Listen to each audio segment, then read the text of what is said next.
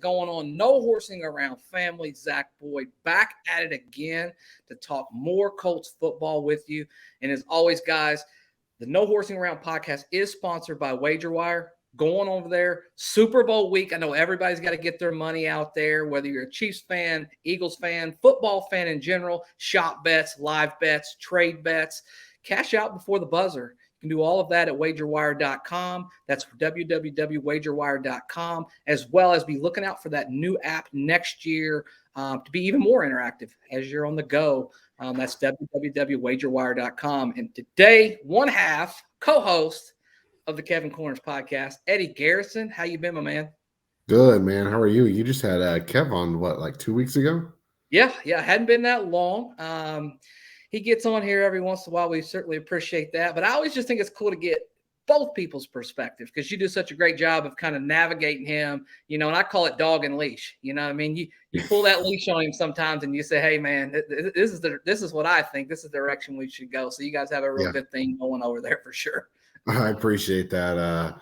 Working with Kev is easy because, like, you can just say 2 words and then, you can start just going. But, yeah, I'm glad to be back on. And before I think we hop into some Colts talk, what's your prediction for the Super Bowl? Okay, so prediction for the Super Bowl, I put my money where my mouth is on this, Eddie. I actually am I'm smashing that Kansas City money line. And really? Yeah. Here's my thought process. I will say the Eagles have the better team, but the Chiefs have the better player. And I've said this all along this whole playoffs. All we've heard about is what? Joe Burrow, Josh Allen, Jalen Hurts. This is a legacy tour for Patrick Mahomes. Like, this is the first time that Patrick Mahomes in his career has ever really sit in a situation where he wasn't supposed to win, right? Like everybody's kind of rooting against him. No one kind of counts him in there.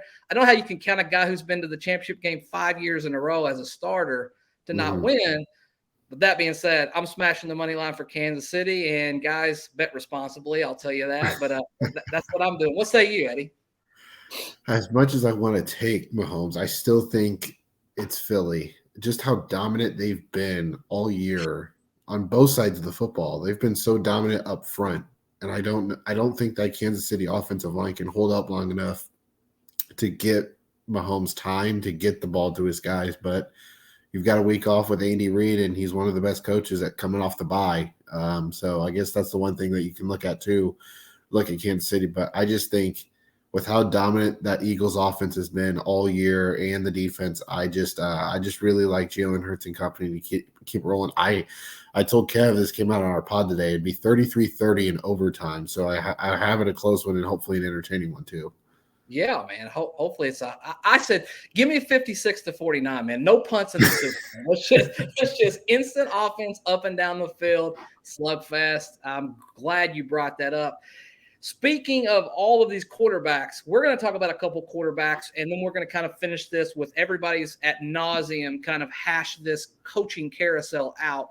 We will get a little bit of that before we get off of this episode, but just wanted to talk about something different because we've really not talked about the draft in a little bit on this show anyways. Bryce Young, CJ Stroud, very curious and interested just to see where you're at with both of these guys. Like them both, like one over the other. What say you? Oh, man.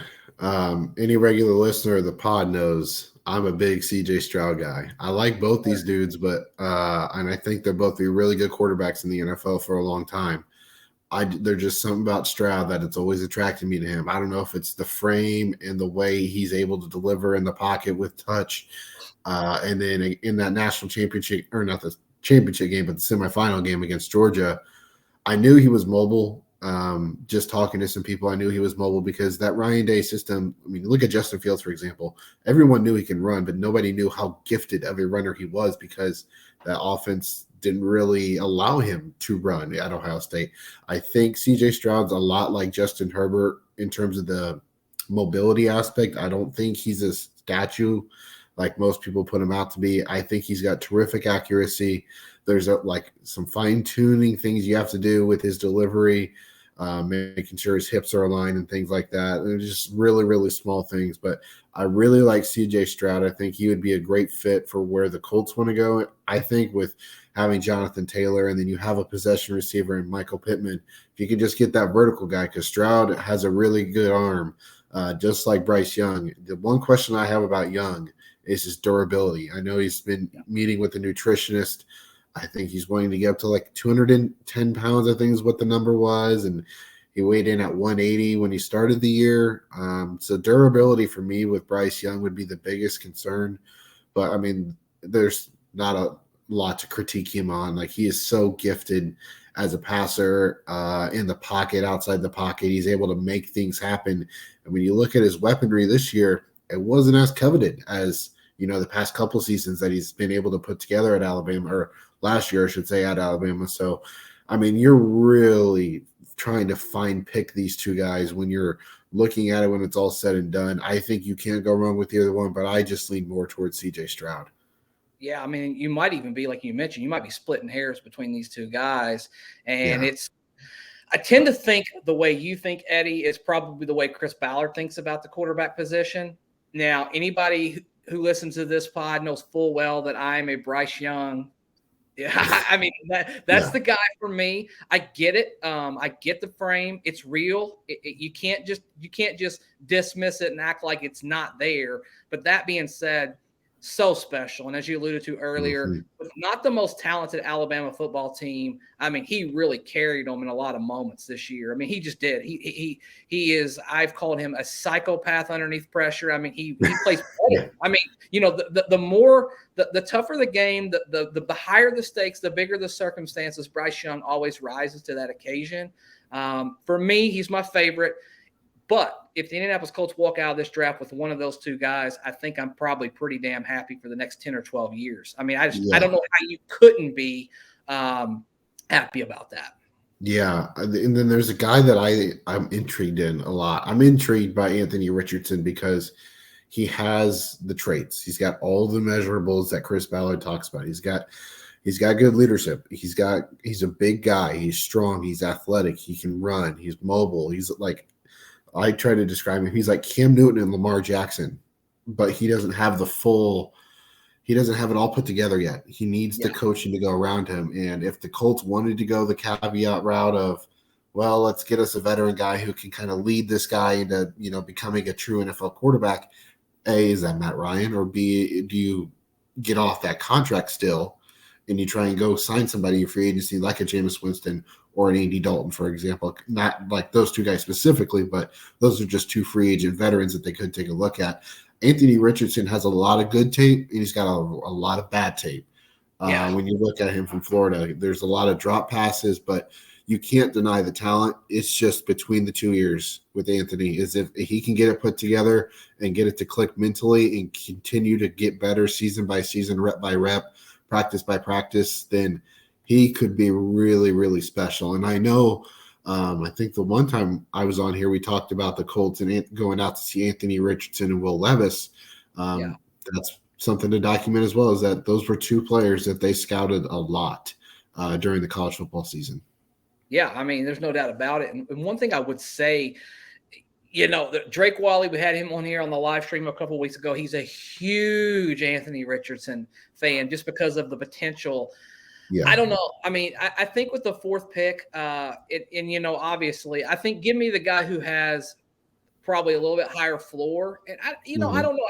I think if Richardson is the best version, like the absolute best version of himself that he can be, that's probably going to end up being pretty damn good. I mean, if all else, I just don't know. It doesn't feel Chris Ballard to me at all, just because Ballard seems to be such a safe guy, and in the past anyways. Now, maybe things change. Maybe his mindset, maybe it has to change. Maybe Jim Irsay's changed it for him, when it comes down to that. But I think Stroud, I mean, no question about it.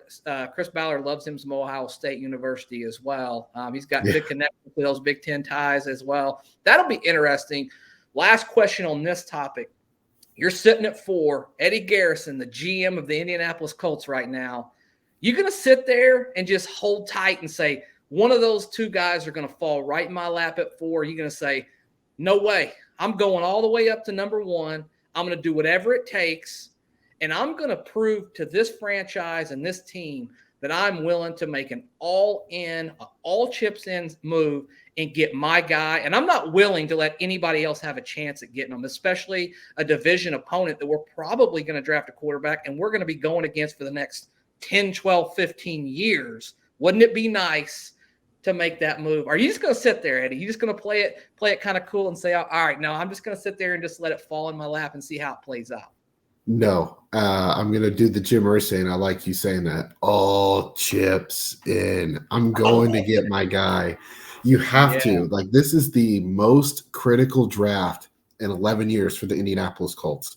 Leading up to that Andrew Luck, RG3 debate, there hasn't been any more of a critical draft since then. And you have to get it right, because if you get this wrong, you are setting the franchise back 4 to 5 years.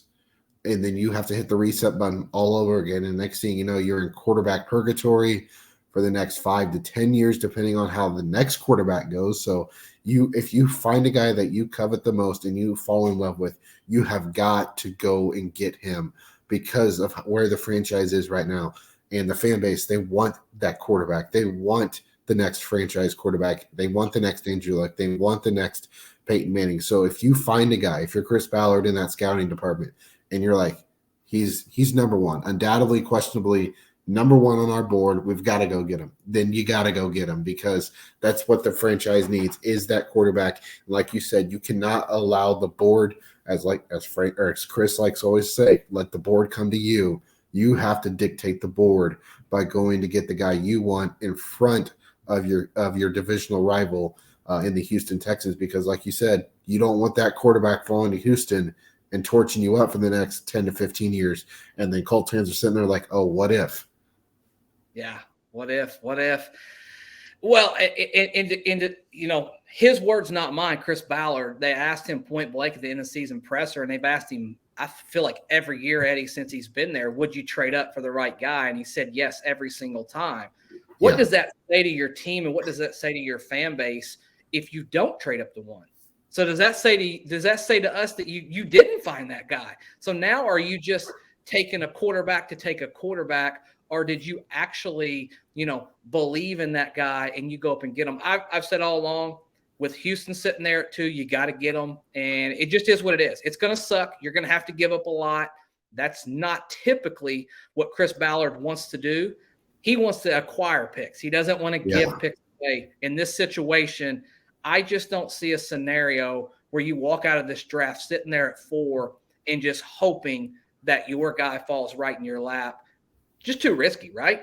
It is. It's insanely risky, because a team that I don't think a lot of fans are talking about right now, because Colts fans are so consumed between head coach and going up to number 1, is there's Carolina lurking in the background. You got Frank Reich there. They've got picks available. They've got some young talent if Chicago was interested in it.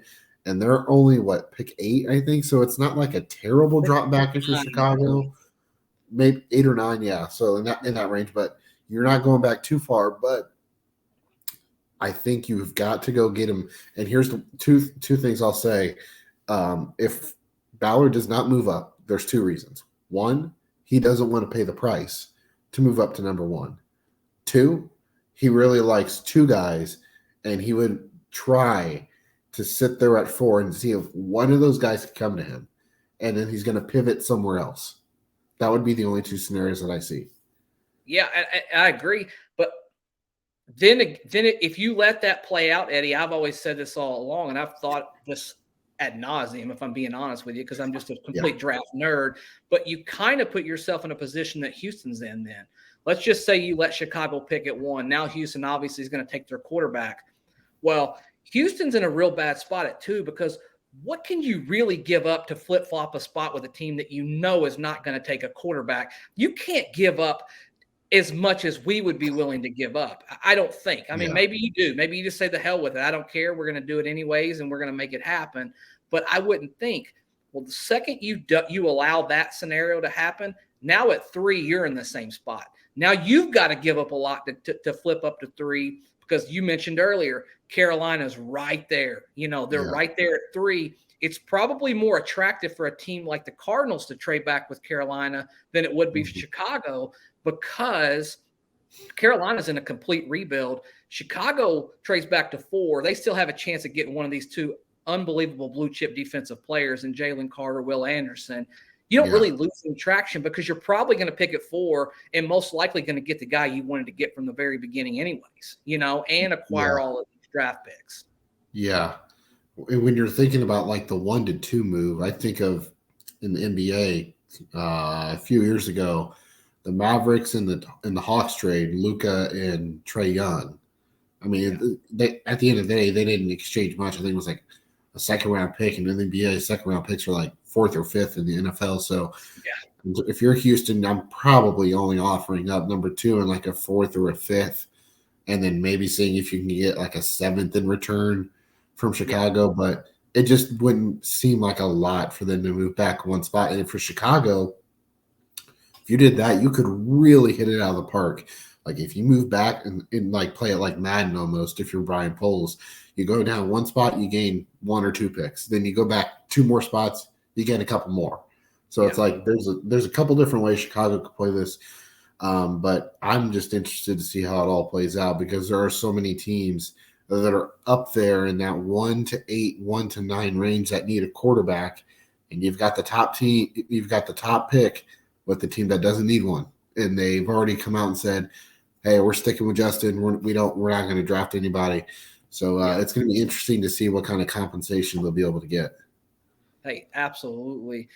Well, speaking of that, I don't know who's going to be the head coach of one of those draft picks that we pick, whether we pick at 4, 1, 2, 3. This has been a little bit crazy, Eddie. I know that I've listened to you guys. I hadn't had a chance to listen to the latest, but been listening all along. And this has just been a little bit of I call it bizarre. I've used the word overkill.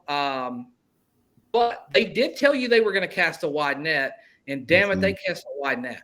That's exactly what they did. Just your thoughts on just how this process has worked, and if you're a fan of it, or if you're thinking, well, I just don't like how it's played out, or if you're just thinking, you know what, it's really not that big of a deal. It's really not that bad, and it's probably going to still work out the way they want it to work out anyways. I'm all for it, because look back at that Josh McDaniels hire. He only interviewed 5 guys, and one of them was Matt Rule. So I'm a fan for casting that wide net and talking to as many people as you can talk to, because let's be honest, like 3 or 4 of those guys, I don't think you're talking to them like as to become the head coach. I think you're talking to them like, hey, if we went this route with this guy, we know you've had connections with him in the past. Would you be willing to leave your team and come here and be defensive or offensive coordinator, and you'd be able to run the show? Like, unlike where you're currently at, you're underneath an offensive-minded or a defensive-minded head coach who already has their own system. You come here, you're like Ejiro Evero, for example, before he went out to Carolina. I thought he was a guy that was more so of a feeler for the head coach and then become a defensive coordinator. But that was my opinion. But I'm fine with them talking to as many people as they did. Part of me thinks they had a guy in mind from the beginning, that or at least 2 people, and they were waiting to see how the playoffs played out. And I know there's a lot of speculation out there with this going on for so long, and Shane Steichen still in the mix, that they're waiting for the Super Bowl to end before they announce it. I kind of lean that way as it is now, because when you look at his history, he's worked with a variety of different quarterbacks. He's the play calling offensive coordinator on a Super Bowl team. So that's where I would lean. Wouldn't shock me if Callahan's still in the mix. And I know Raheem Morris is up there as well because of his leadership qualities. And he's got a very, very interesting background. Both Shanahan and McVay working with both those guys. So I'd be interested to see what kind of coaching staff he'd be able to put together.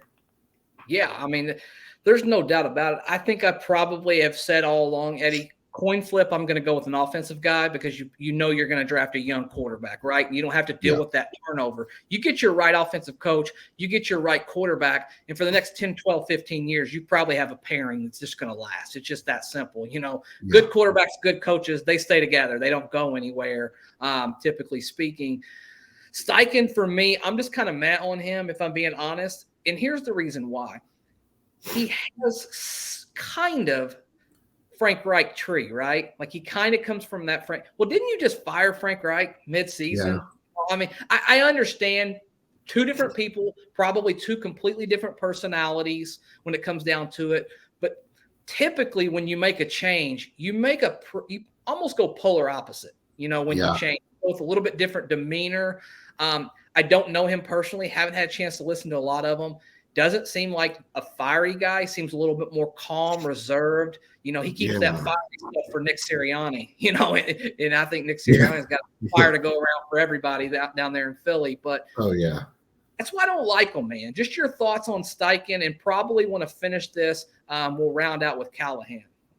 Okay. I can see that. Like, that's a good point you bring up. I don't think that's received as much attention when people have discussed this, because the easy way to go here is, if you wanted to go polar opposite, you could go Rich Bisaccia. That's the route you could go here, because I think he's still in the running. He's an older guy. I think he's like 61, 62 years old, special teams coach. He's got a really, really, really strong leadership trait that I think that carries a lot of weight with Ballard and with Jim Irsay. Callahan, for me, has been up there too, because he's worked with Manning. He's worked with Burrow. He has some connections to Stafford as well. So, I mean, Callahan is interesting to me. The only thing that I question about him, excuse me, is how creative is he as an offensive mind? Is he a guy that helps develop the game plan in Cincinnati? Did he help Zach Taylor develop the offensive scheme in the offensive playbook, or is that all Zach Taylor? Because we knew with Nick Sirianni, he would help in the run game and third down, fourth down, 2-point tries. He'd help with that kind of stuff. I don't know what Callahan's role is with that Cincinnati offense, because it's Zach Taylor calling the plays. So you don't know how. That's kind of like the Bieniemy debate you go in with Andy Reid. But so I mean, it's all interesting. I'm fine with any of the three guys, of Morris, Callahan, or Steichen. If I had to pick, I'd probably go Steichen, Callahan, Morris, because I want that offensive pairing of the marriage between the coach and the quarterback. Hopefully you can get it right, get these two positions locked up for the next decade, hopefully. Yeah, man. So I know you kind of mentioned earlier that you like Steichen. Eddie Garrison has to put his next paycheck on who will be the next Indianapolis Colts head coach. You got to put it all on there, brother. You got to roll the dice, and you got to say, I don't know if we're going to be able to pay any bills this week, man. If definitely not. but hey, who are we going to put that money down on? I'll go first and give you just a second to ponder. I do not completely buy into the narrative, and it makes sense. Trust me. The reason that we're not announcing is because, possibly Shane Steichen is going to be the head coach, and he would want to be respectful of his team. All of that, I understand that. I don't think I buy into that as much as some other people will.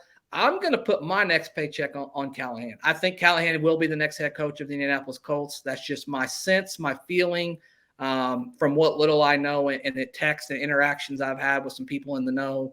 But I'm putting my money down on Brian Callahan. What say you, Eddie Garrison? We're going both here, by the way, on this podcast. Man, I'll go Raheem Morris. Okay. I think he's an interesting guy that would interest Ballard. I think he's a guy that would want to keep Gus Bradley on, because if that rumor is true that they are blocking interviews, that to me tells me they've narrowed it down enough to where whomever they are going to hire is going to keep Gus Bradley. That would be my only speculation here with the whole Gus Bradley situation. So that would mean Steichen or Morris to me.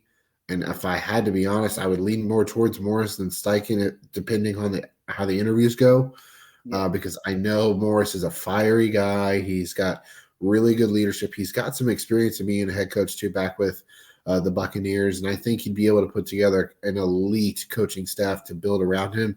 Now, the question I would have for him immediately off the bat is, I know you just got hired, and I know you have already have your OC, but let's say your OC has to go in 3 or 4 years because he's the top candidate or whatever to become the next head coach. So Do you have somebody in mind already 3 or 4 years down the line? That would just be my only concern going the route of Raheem Morris. But if I had to put all my money, unfortunately, of my paycheck and live broke for 2 weeks, it would be on Raheem Morris. There you go. There it is, guys. Take your next paycheck, put all of it either on Raheem Morris and Brian Callahan, and see how that plays out when it comes down to it. I haven't even looked at the Vegas odds. It'll be Aaron Glenn now. I think it probably changes like the stock market. Well, guys, this one's going to wrap this one up. Just want to take a quick second and thank each and every one of you that have subscribed. Join this No Horsing Around family. If you haven't joined this family, hit the subscribe button, hit the alerts. You get all of our live stream updates. You'll get all of our newest content like this with Eddie here, Kevin Bowen in the future. We're going to have Zach Kiefer on, I believe, next week. Some exciting stuff down the road. That being said, like, rate, review, share, subscribe, and most importantly, go Colts.